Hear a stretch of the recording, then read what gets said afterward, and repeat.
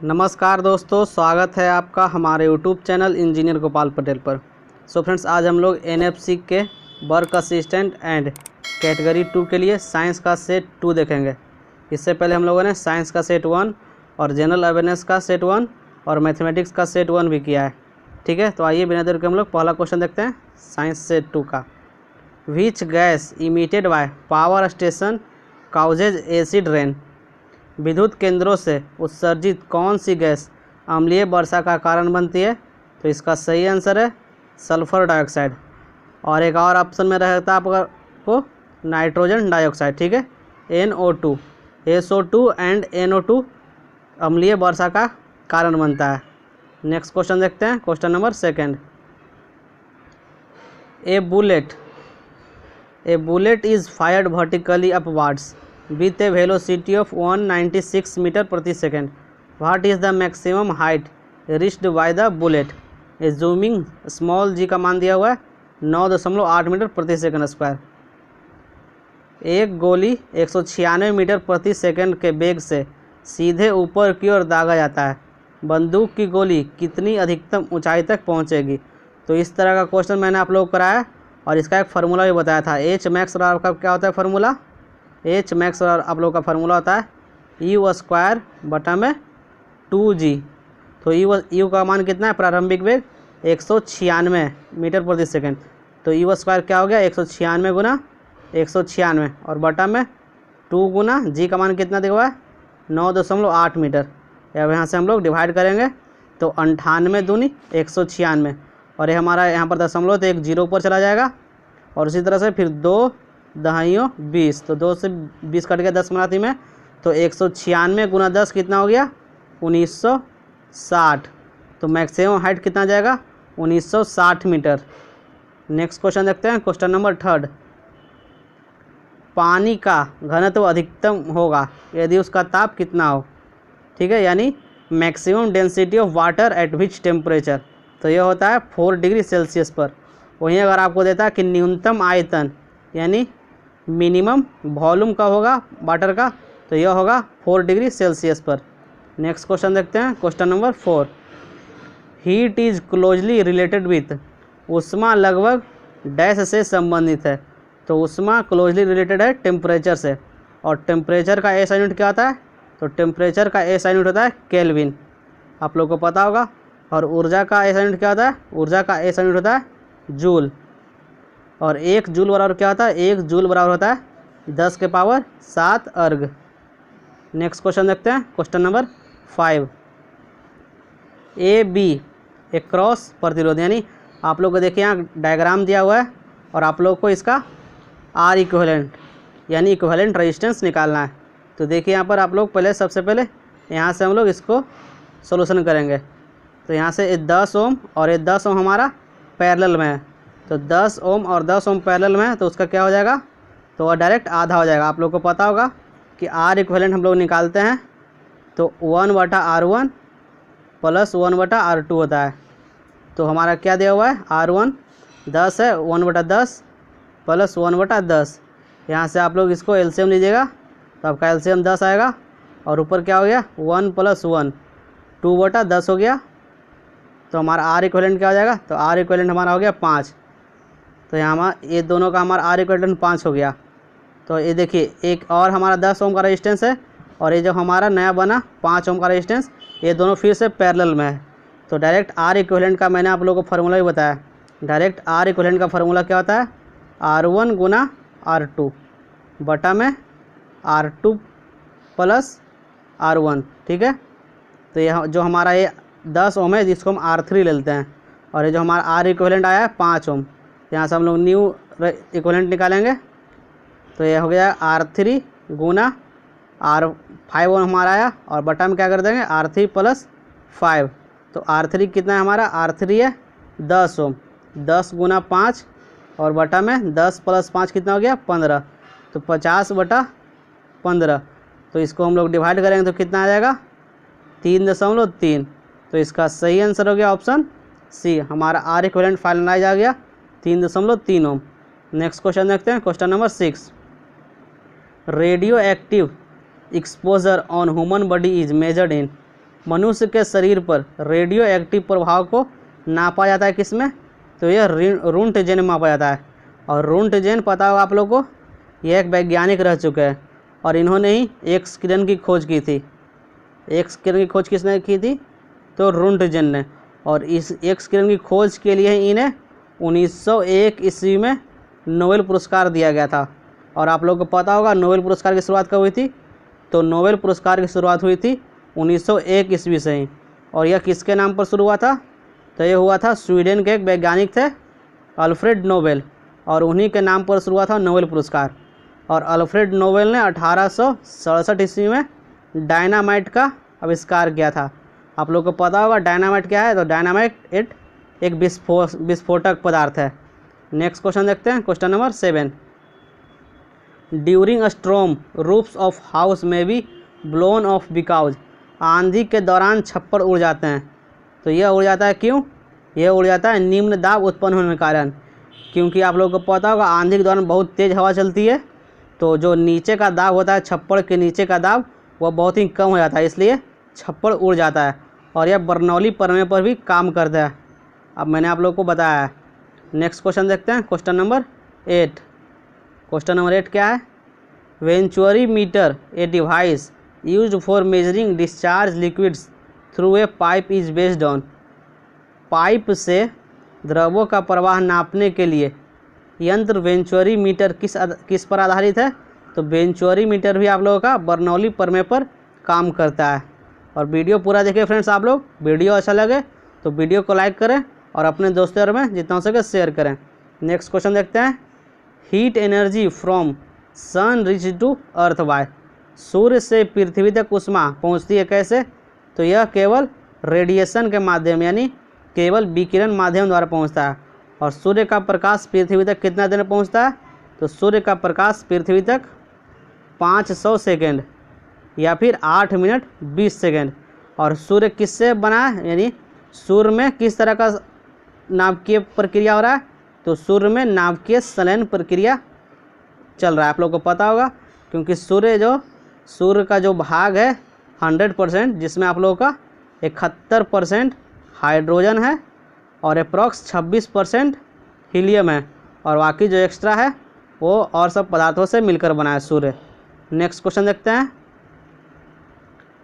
Which of the following is not conserved in the case of inelastic collision. इनमें से कौन अप्रत्याश टक्कर के दौरान संरक्षित नहीं रहता है?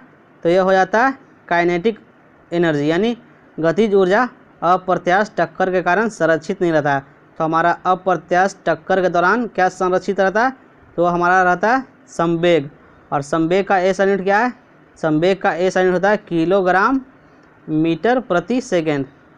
और गतिज ऊर्जा का आप लोग को पता होगा, गतिज ऊर्जा यानी ये ऊर्जा के इक्वल हो गया, तो गतिज ऊर्जा का हो गया जूल। और गतिज ऊर्जा का फार्मूला क्या है? तो गतिज ऊर्जा का फार्मूला होता है 12 mv²। और संवेग को हम लोग पी यानी पी से करते हैं डिनोट पोटेंशियल, पी बराबर mv हमारा फार्मूला होता है। नेक्स्ट क्वेश्चन देखते हैं, नेक्स्ट क्वेश्चन क्या है? A wave travel 660 metre in 2 second and the frequency is 330 hertz, it's wavelength will be. एक तरंग 2 सेकंड में 660 मीटर जाती है। यदि तरंग की आवृत्ति 330 हर्ज है तो इसकी तरंग दैर्घ्य क्या होगी? तो इसका फार्मूला आप लोगों को पता होगा, v बराबर n लैम्डा। तो v हमारा क्या है? वेलोसिटी, n क्या है हमारा? आवृत्ति, और लैम्डा क्या है हमारा? वेवलेंथ यानी तरंग दैर्घ्य। तो सबसे पहले हम लोग v निकाल लेते हैं। तो v और क्या होता है? v यानी वेलोसिटी, बेग बराबर क्या होता है? चाल, बेग बराबर क्या होता है हमारा? दूरी बटा समय, ठीक है। बेग बराबर हमारा हो गया दूरी बटा समय। तो दूरी कितना दे हुआ है? 660 मीटर, 660, और समय कितना है हमारा? 2 सेकेंड बटा में 2, तो हमारा क्या आ गया? 330। ये दोनों कटेगा, 2 से 660 काटेंगे हम लोग तो 330 आएगा। तो हमारा वेलोसिटी क्या आ गया? वेलोसिटी हमारा आ गया 330 मीटर प्रति सेकेंड। अब यहाँ से हम लोग इसका मान रख देंगे v बराबर n लैम्डा पर, और हमको लैम्डा का मान निकाला यानी तरंग दैर्घ्य का। v हमारा आया 330 मीटर और n का मान कितना है? 330 हर्ज। तो लैम्डा हमारा क्या आ गया, लैम्डा बराबर है 330 से 330 एक मिनट कट गया, तो लैम्डा का मान हमारा क्या आ गया 1 मीटर। नेक्स्ट क्वेश्चन देखते हैं। Earthing is used in house to, घरों में अर्थिंग का उपयोग क्यों होता है? तो घरों में अर्थिंग का उपयोग करते हैं मेक सेफ यूजर्स, यानी उपयोगकर्ता की सुरक्षा के लिए। नेक्स्ट क्वेश्चन देखते हैं। Two plane mirrors are inclined at 40 degree, number of images form the mirror will be. दो समतल दर्पण एक दूसरे पर 40 डिग्री पर झुके हैं, उनके बीच किसी वस्तु के बने प्रतिबिंबों की संख्या। तो फ्रेंड्स इसका देखिए ये नया क्वेश्चन आया मैं आप लोगों के लिए, क्योंकि बहुत ज़्यादा इंपॉर्टेंट क्वेश्चन है। अगर आपको इस तरह का क्वेश्चन आए, समतल दर्पण जब दो एक दूसरे से जितना डिग्री कोण पर झुका रहे, तो आपको क्या करना है, आपको 360 डिग्री करना है और बटा में जितना डिग्री कोण दिया हुआ है, यानी जितना डिग्री कोण पर दो समतल दर्पण झुका रहा है। तो देखिए यहाँ पर 40 दिया हुआ है, यहाँ से आपको डिवाइड कर देना है और आपका आ गया 9, यानी प्रतिबिंब की संख्या आपका आ गया 9। अगर आपको यहाँ पर 360 तो हमारा रहेगा ही 360 डिग्री ऊपर में, और बटा में हमारा मान के चलिए आपको 60 डिग्री दे दिया, ठीक है 60 डिग्री, तो ये काट के 6 आएगा, तो आपको 6 टिक नहीं करना है। जो आपका प्रतिबिंब बनेगा वो हमेशा ऑड नंबर बनेगा, यानी विषम संख्या, जैसे 3, 5, 7 आपका सम संख्या कभी नहीं बनेगा। तो आपको क्या करना है, 6 में से 1 घटा देना है। ध्यान रखना आप लोग को, 1 घटाना है, बढ़ाना नहीं, ठीक है। तो आपको ये ध्यान रखना है, 1 घटाना है आपको। वहीं अगर आपको 360 डिग्री हो गया और दो कोण 90 डिग्री कोण पर झुका हुआ है, तो 90 से हम लोग भाग दे देंगे, तो कितना आ गया हमारा 4, और 4 में से हम लोग को 1 घटाना है, तो बने प्रतिबिंब की संख्या कितना हो जाएगा 3। ये वेरी इंपॉर्टेंट क्वेश्चन है, क्योंकि ये क्वेश्चन आपको आ चुका है RR कैट एग्जाम में, ठीक है। RR कैट कहाँ है, RR कैट इंदौर में, जो डिपार्टमेंट ऑफ एटॉमिक एनर्जी का ही पार्ट है। नेक्स्ट क्वेश्चन देखते हैं। Heavy water is used in nuclear reactor to, नाभिकीय संयंत्रों में बाहरी जल का उपयोग होता है।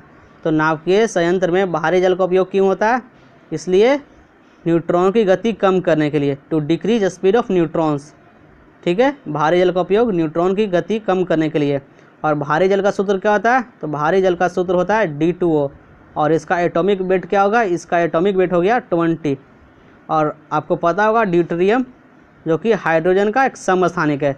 हाइड्रोजन के कितने समस्थानिक है, तो हाइड्रोजन के 3 समस्थानिक है। कौन कौन, हाइड्रोजन के कौन कौन समस्थानिक है, प्रोटियम हो गया, ड्यूटेरियम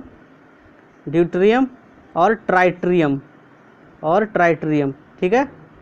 तो इसका हम लोग डिनोट करते हैं, देखिए प्रोटियम हमारा क्या होता है H1, ठीक है H11, और ड्यूटेरियम क्या होता है H12, और ट्राइट्रियम क्या होता है H13। ये जो ऊपर हम लोग डिनोट करते हैं इसका एटॉमिक वेट होता है। और ट्राइट्रियम ध्यान रखिएगा, ट्राइट्रियम हाइड्रोजन का रेडियो सक्रिय समस्थानिक है। ध्यान रखना आप लोग को, आपको क्वेश्चन में पूछा जा सकता है कि हाइड्रोजन का कौन सा समस्थानिक रेडियो सक्रिय है, तो वह है ट्राइट्रियम। नेक्स्ट क्वेश्चन देखते हैं हम लोग। विद्युत तारों में लगी आग को बुझाने के लिए प्रयोग किया जाने वाला अग्निशामक संयंत्र कौन सा है, तो हमारा है कार्बन टेट्राक्लोराइड। कार्बन टेट्राक्लोराइड का सूत्र क्या होता है CCl4, और इससे हम लोग पायरिन के नाम से भी जानते हैं। कार्बन टेट्राक्लोराइड को हम लोग पायरिन के नाम से भी जानते हैं। तो आपको ध्यान रखना है कि विद्युत तारों में लगी आग को बुझाने के लिए पायरिन या फिर कार्बन टेट्राक्लोराइड का उपयोग करते हैं उसे बुझाने के लिए। नेक्स्ट क्वेश्चन देखते हैं। व्हेन ट्राइंग टू टर्न की इन lock which of the following is applied, जब ताले में चाबी घुमाने की कोशिश करते हैं तो निम्नलिखित में से क्या लागू होता है, तो यह हमारा होता है कपल यानी बल युग्म। नेक्स्ट क्वेश्चन देखते हैं। Which of the following pairs of particle have equal and opposite charges, निम्नलिखित में से कणों के किस जोड़े में समान और विपरीत चार्ज होता है। तो फ्रेंड्स इसका आंसर आप लोगों को कमेंट बॉक्स में कमेंट करके बताना है। नेक्स्ट क्वेश्चन देखते हैं। Which of the following is the best indicator of SO2 pollution, निम्नलिखित में से क्या SO2 प्रदूषण का सर्वोत्तम सूचक है, तो यह है लाइकेन। लाइकेन क्या है, तो लाइकेन है जो प्रदूषण को सूचक करता है। और लाइकेन किसका बनाता है, लाइकेन बनाता है कवक और शैवाल का। शैवाल प्लस कवक से मिलकर बनता है लाइकेन। लाइकेन एक प्राकृतिक सूचक है और हाल ही में ही लाइकेन पार्क एक खोला गया है। ये जो लेटेस्ट करंट अफेयर्स है, हाल ही में अभी लाइकेन पार्क कहाँ खोला गया है, तो यह खोला गया है उत्तराखंड में। नेक्स्ट क्वेश्चन देखते हैं और आज का लास्ट क्वेश्चन, आपके 20 क्वेश्चन पूरे हो चुके हैं। आर्सेनिक द्वारा जल प्रदूषण सर्वाधिक किस राज्य में होता है?